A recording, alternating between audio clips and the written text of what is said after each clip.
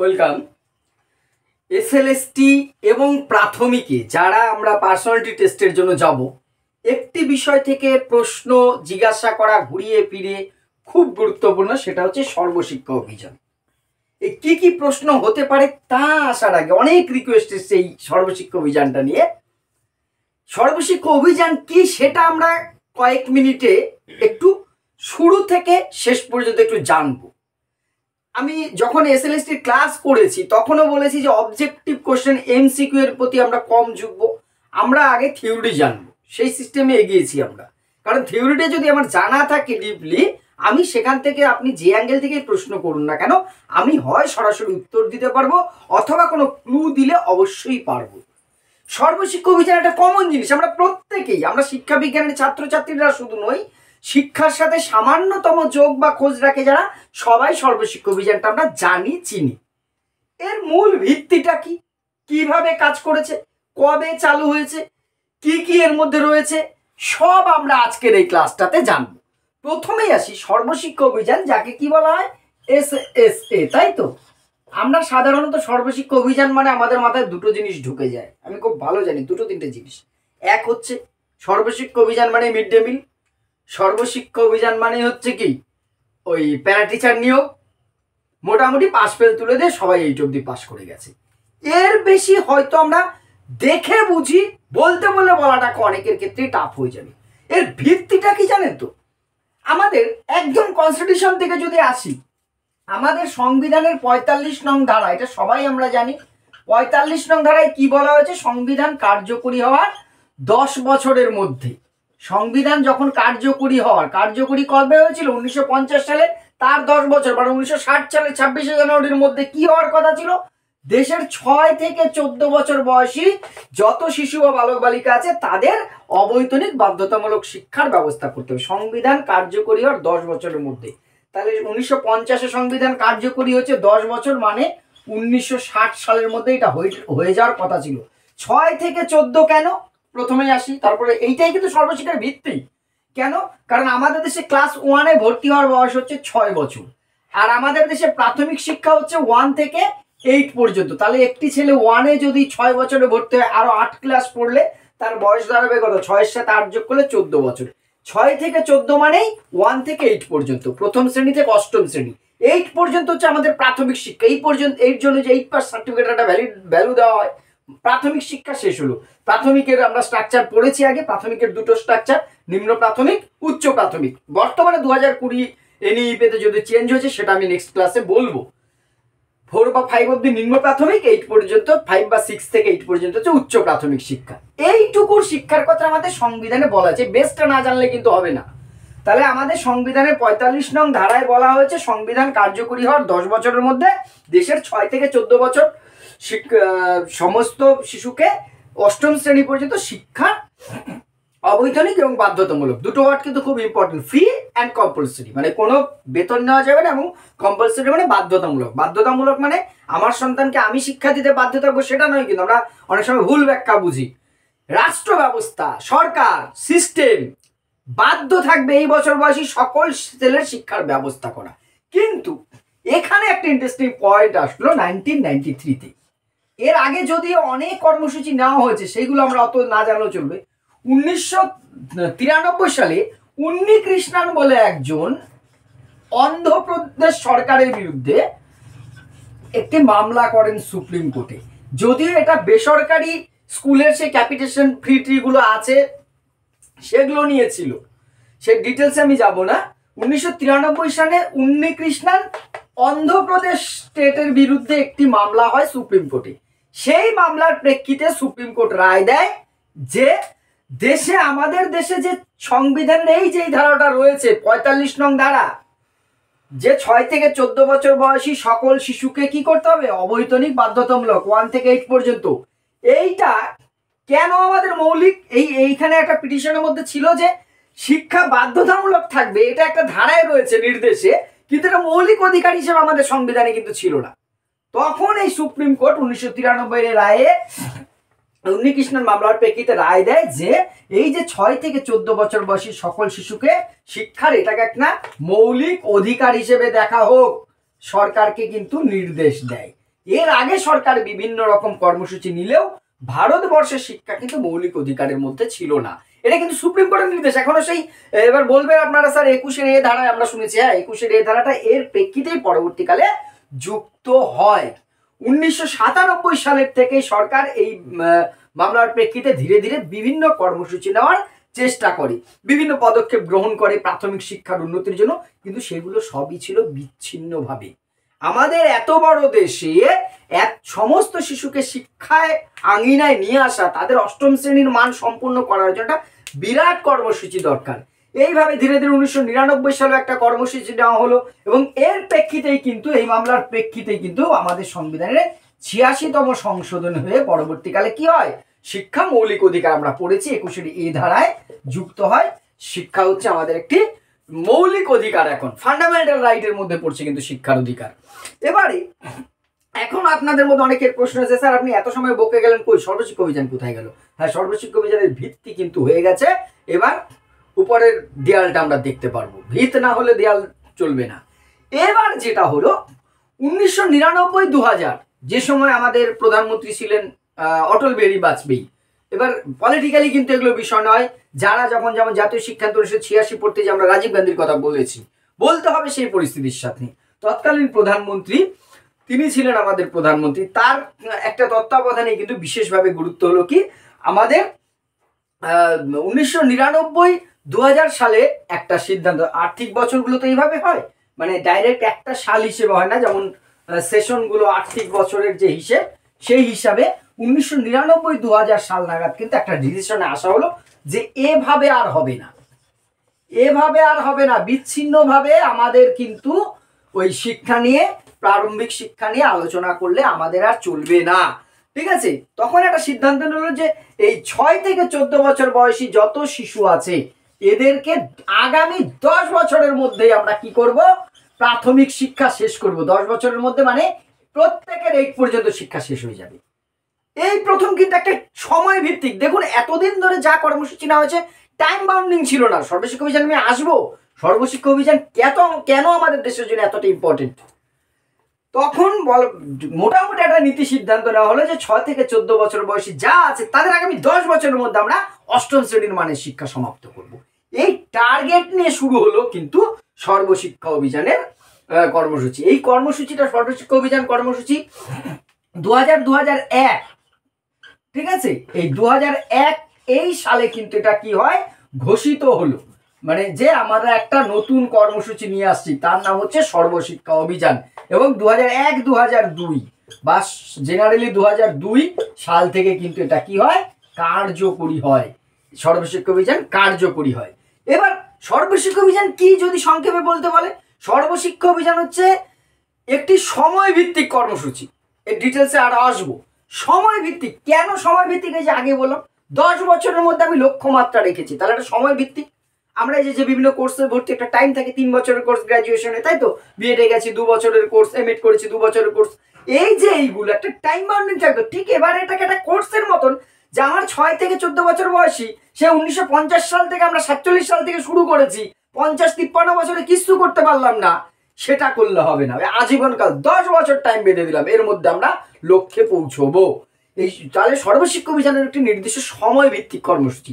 কি কর্মসূচি?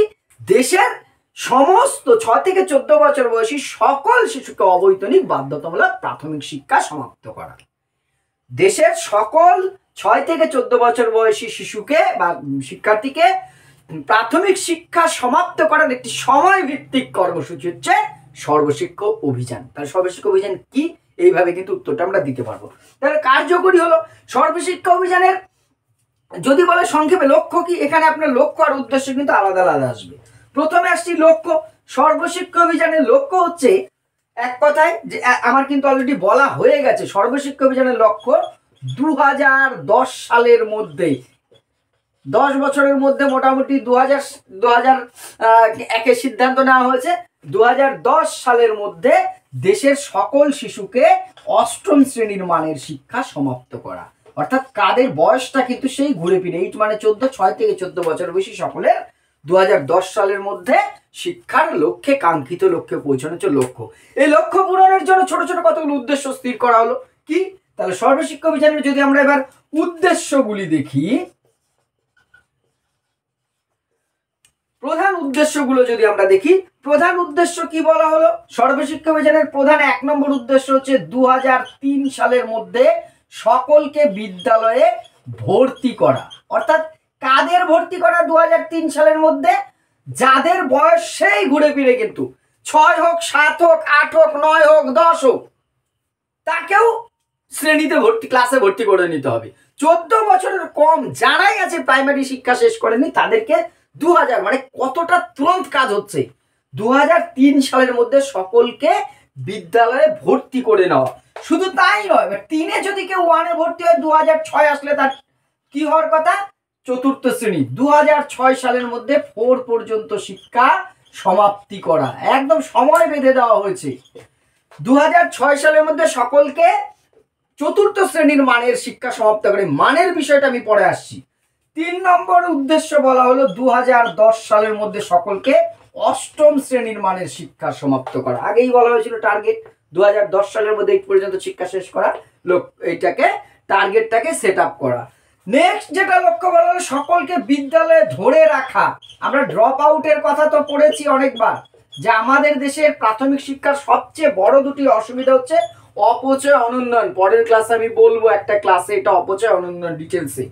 এই অপচয় এবং অনুন্নয়নটা কি? অপচয় হচ্ছে ড্রপ আউট, যেটা শিক্ষার্থীরা 1-এ বা 2-এ তো ভর্তি হয়, 8 পর্যন্ত শিক্ষা শেষ না করেই কিন্তু বিদ্যালয় ছেড়ে চলে যায়। আপনি আপনার কথা ভাবুন, আপনি যাদের সাথে 3-4-এ পড়েছেন তারা আপনার সাথে মাধ্যমিক অবধি পৌঁছেছে? বেশিরভাগ ছেলেরাই দেখুন, মেয়েরাই দেখুন পৌঁছয়নি। কোথায় তারা হারিয়ে গেছে?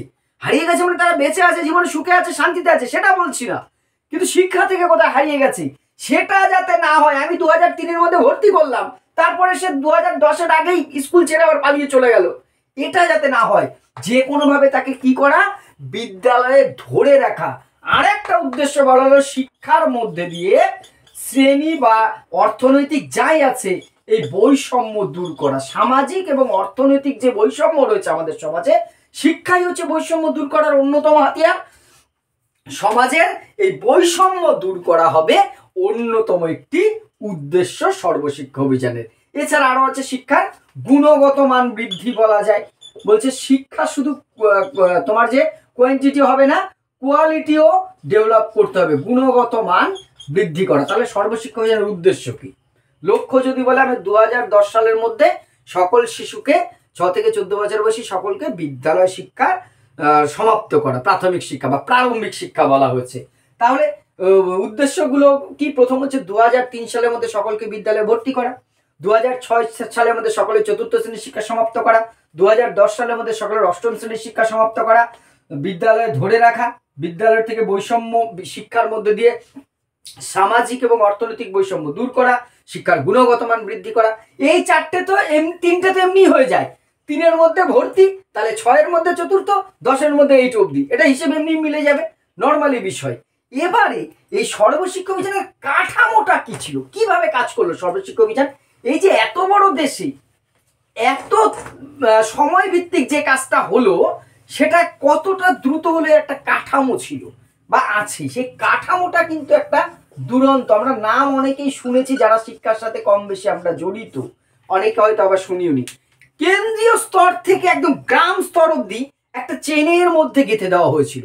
মানে যদি সর্বশিক্ষা অভিযানে আমরা জানি না, দেখবেন আপনারা বেশিরভাগই জানেন, একটু ভালো করে দেখলে না খুব ভালো লাগার মতন একটা সিস্টেম।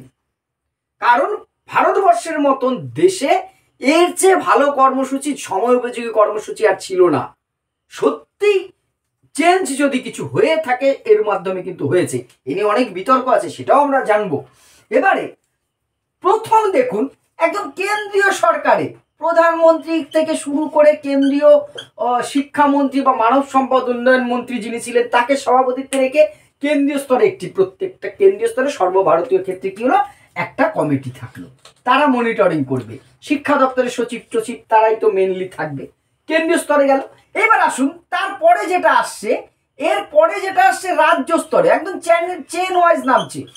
রাজ্য স্তরে একটি কমিটি, সেখানে আমাদের মুখ্যমন্ত্রী যিনি যে রাজ্যের থাকবেন তিনি তো থাকবেনই, তাছাড়া শিক্ষামন্ত্রী, শিক্ষা সচিব থেকে শুরু করে তারা মিলে একটি রাজ্য স্তরে কমিটি থাকবে। তারপরে কি আসছে, তার নিচে জেলা স্তরে একটি কমিটি থাকবে।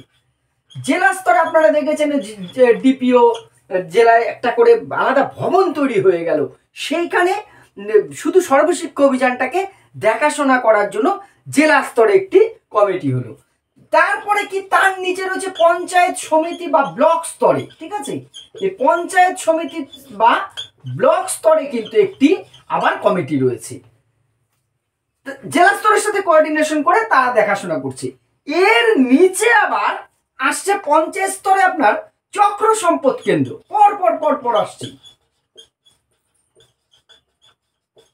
সার্কেল, ঠিক আছে। চক্র সম্পদ দেখবেন অনেক স্কুলের গায়ে আপনার এলাকায় লেখা আছে চক্র সম্পদ কেন্দ্র, গুচ্ছ সম্পদ কেন্দ্র, 3 নম্বর চক্র সম্পদ কেন্দ্র, এইভাবে করে লেখা আছে। তার নিচে যেটা আসছে চক্র সম্পদ কেন্দ্রের পরে যেটা আসছে আপনার যে গুচ্ছ সম্পদ কেন্দ্র, এই পর একদম নিচে নেমে আসছে গুচ্ছ সম্পদ কেন্দ্র। চক্র সম্পদের পরে কিন্তু গুচ্ছ সম্পদ ক্লাস্টার। একদম লাস্টের যেটা খুব ইম্পর্টেন্ট, আমি এখানে লিখলাম 7 নম্বর, একদম গ্রাম স্তরে কমিটি থাকবে, VEC, village education committee, VEC খুব ইম্পর্টেন্ট। এটা গ্রাম স্তরে, সেই প্রতিটা প্রাথমিক বিদ্যালয়ে ওয়ার্ডে একটা করে গ্রাম কমিটি থাকবে। সেখানকার সেই প্রাথমিক বিদ্যালয়ের শিক্ষক থাকবেন, কোনো অভিভাবক থাকবেন, শিক্ষানুরাগী কোনো ব্যক্তি থাকবেন, তারা একটা কমিটি করে সেই স্কুলটা কিভাবে ডেভেলপ করা যায় শিক্ষণ। তাহলে দেখুন, আমি যদি চ্যানেল দেখি, একদম প্রথম ভিইসি একদম গ্রাম থেকে কোথায় আসছে গুচ্ছ, সেখান থেকে চক্র, সেখান থেকে যাচ্ছে আপনার কি পঞ্চায়েত সমিতি, জেলা, রাজ্য, কেন্দ্র, পর রিপোর্টগুলো যাচ্ছে, ঠিক উপর থেকে নির্দেশগুলো একই অর্ডারে কিন্তু এইভাবে নামছে। ফলে একটা কোঅর্ডিনেশন থাকছে, কাজের কোঅর্ডিনেশন থাকছে, এইভাবে করে কিন্তু কাজটা পরিচালিত হচ্ছে। এখানে আরেকটা খুব ইম্পর্টেন্ট, ব্রিজ কোর্স, এটা নিয়ে অনেকের জিজ্ঞাসা আছে, এই সর্বশিক্ষা অভিযানের সাথেই কিন্তু যুক্ত এই ব্রিজ কোর্স বা সেতু পাঠ্যক্রম। তারপরে আসবো এই অভিযানে আর কি কি নেওয়া হয়েছে। ব্রিজ কোর্স বা সেতু পাঠ্যক্রম, এই ব্রিজ কোর্স কি, সর্বশিক্ষা অভিযানের এইটা কিন্তু একটা খুব গুরুত্বপূর্ণ সেতু পাঠ্যক্রম বা ব্রিজ কোর্স। ব্রিজ কোর্স বলা হলো, ওই যে আগেই বলেছি, ভর্তি করে নেওয়া হবে তো ছেলে মেয়েদের, যার বয়স দেখা গেল সর্বশিক্ষা অভিযানে 2003 সালের মধ্যে বলা হলো সকলকে ভর্তি করে। এবার কারোর বয়স 10, তাকে তো 1-এ ভর্তি নেওয়া হবে না, তাকে কোথায় 4 বা 5 হচ্ছে, তাকে ভর্তি নিতে হবে।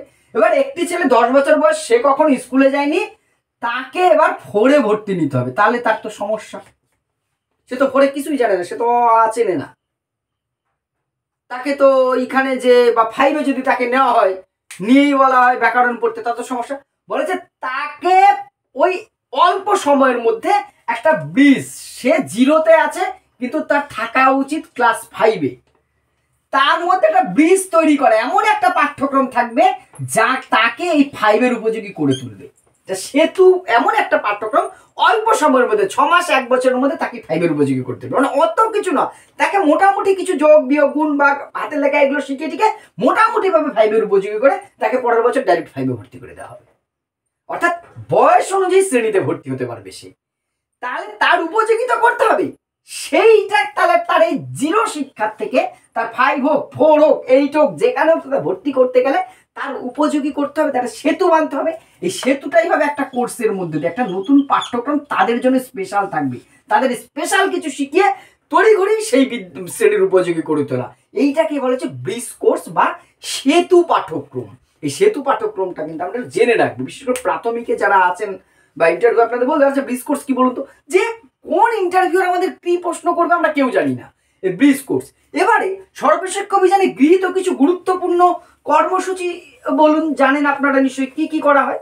আমি বলছি, প্রথমে আপনাদের মাথায় যেটা চলে এসছে, আমি জানি কি চলে এসছে, মিড ডে মিল। হ্যাঁ, মিড ডে মিল সর্বশিক্ষা অভিযানে কিন্তু কি করা হলো, বিদ্যালয়গুলোতে আপনি বলতে পারেন স্যার প্রথমে এটাকেই ঢুকিয়ে দিলেন কেন, এটা খুব ইম্পর্টেন্ট। দেখুন, আমাদের মতন দেশের শিক্ষা ব্যবস্থার উন্নতির ক্ষেত্রে এটা সেই সময় খুব কার্যকরী ছিল।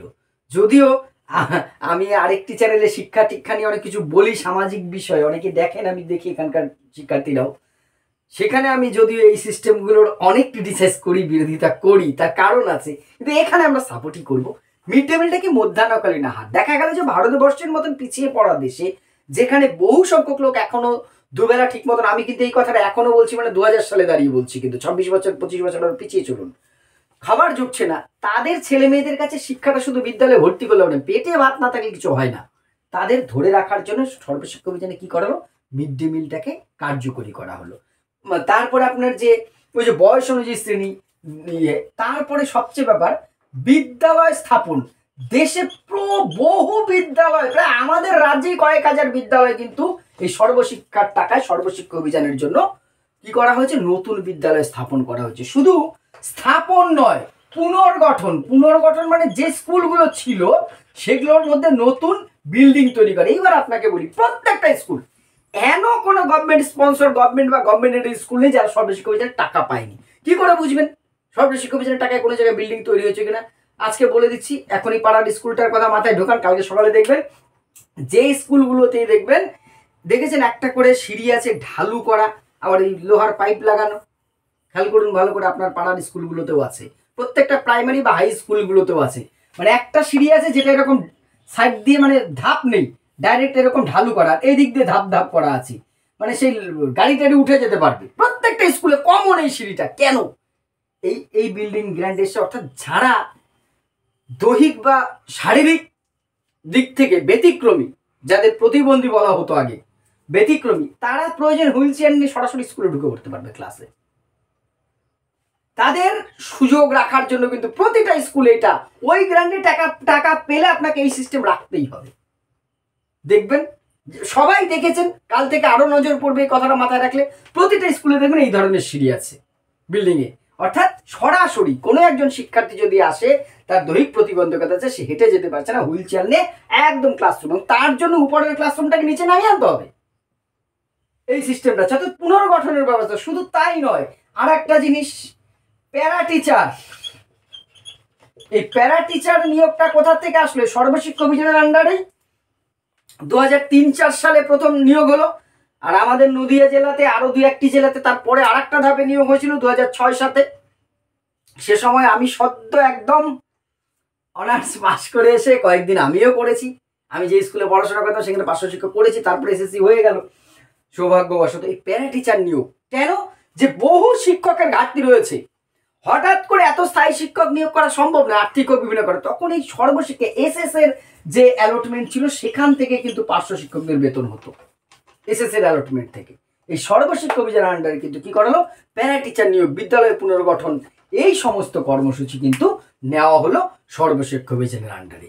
এই সর্বশিক্ষা অভিযানটা কিন্তু আমাদের জন্য খুব ইম্পর্টেন্ট। এবার এখান থেকে প্রশ্ন হচ্ছে, এত কিছু আমরা এখন কেন জানবো? আমরা ইন্টারভিউ প্রিপারেশন নিচ্ছি, কিন্তু বিষয়গুলো আমাদের জানার দরকার আছে। প্রাথমিক বলুন, এসএলএসটি বলুন। প্রথমত সর্বশিক্ষা অভিযানের ভিত্তিটা কি বললাম, তাহলে উন্নীত কৃষ্ণান্ন মামলা। 2001 নাগাদ এটার ঘোষণা হলো, কিন্তু 2002 থেকে ফুল পেজে কার্যকরী হলো। মূল লক্ষ্যমাত্রা কি ছিল? 2010 সালের মধ্যে দেশের 6 থেকে 14 বছর বয়সী সকল শিশুকে অবৈতনিক বাধ্যতামূলক শিক্ষা সম্পূর্ণ করা। এর জন্য কি করা হলো, 2003-এর মধ্যে সবাইকে ভর্তি করা বিদ্যালয়ে, 2006-এর মধ্যে সকলকে 4র্থ শ্রেণীর মানের শিক্ষা সমাপ্ত করা, 2010 সালের মধ্যে সকলকে 8ম শ্রেণীর মানের শিক্ষা সমাপ্ত করা, সকলকে বিদ্যালয়ে ধরে রাখা, বিদ্যালয় শিক্ষার গুণগত মান বৃদ্ধি করা, শিক্ষার মধ্যে দিয়ে সামাজিক এবং আর্থিক বৈষম্য দূর করা। এই ছিল উদ্দেশ্য। এখান থেকে আরেকটু ইম্পর্টেন্ট যেটা, যে ভিইসি কি, ভিলেজ এডুকেশন কমিটি, গ্রাম শিক্ষা কমিটি বা গ্রাম্য শিক্ষা কমিটি। গ্রামের ক্ষেত্রে প্রাথমিক শিক্ষার উন্নতির জন্য প্রতিটা গ্রামে একটি করে কমিটি হবে, একদম এখান থেকে টপ লেভেল সেন্ট্রাল স্টেজ অব্দি প্রত্যেকটা স্তরে ধাপে ধাপে চক্র সম্পদ কেন্দ্র, গুচ্ছ সম্পদ কেন্দ্র, এগুলো কোন ব্যবস্থার সাথে যুক্ত? প্রাথমিক শিক্ষার সাথে যুক্ত, কিন্তু কোন কর্মসূচির সাথে যুক্ত? সর্বশিক্ষা অভিযানকে কার্যকরী করার জন্য যে বিষয়গুলো রয়েছে তার সাথে যুক্ত। ব্রিজ কোর্স কি? আপনি জানেন ব্রিজ কোর্স? আমি বললাম একটু আগে যে হ্যাঁ, সর্বশিক্ষা অভিযানে একটি কর্মসূচি না হয় যে বয়স ভিত্তিক শ্রেণীতে ভর্তি করার ক্ষেত্রে, কিন্তু সেক্ষেত্রে কি হবে, তাদেরকে তো সেই উপযোগী বয়সে, আপনি উদাহরণ দিয়ে বলুন যে একটি ছেলে যদি 10 বছর হয়, সে হয়তো 4 বা 5-এ ভর্তি করতে হবে, কিন্তু সে তো পড়াশোনা জানে না, তাকে অল্প কিছুদিনের মধ্যেই কি করাবে, সেই শ্রেণীর উপযোগী কিছু পাঠ দিয়ে উপযুক্ত গড়ে তোলা হবে।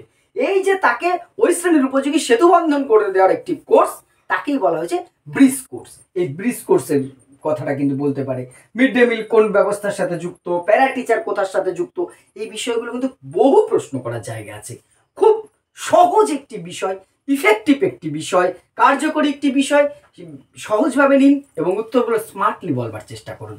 আর অপচয় অনুন্নয়ন যেটা আছে সেটা নিয়ে পরে নিশ্চয়ই আমি বলবো। আপনাদের অন্যান্য যদি জিজ্ঞাসা থাকে কমেন্ট করবেন, আমার সাধ্য অনুযায়ী চেষ্টা করব। আমার ভুল ত্রুটি থাকলে অবশ্যই কমেন্ট করে জানাবেন। ধন্যবাদ।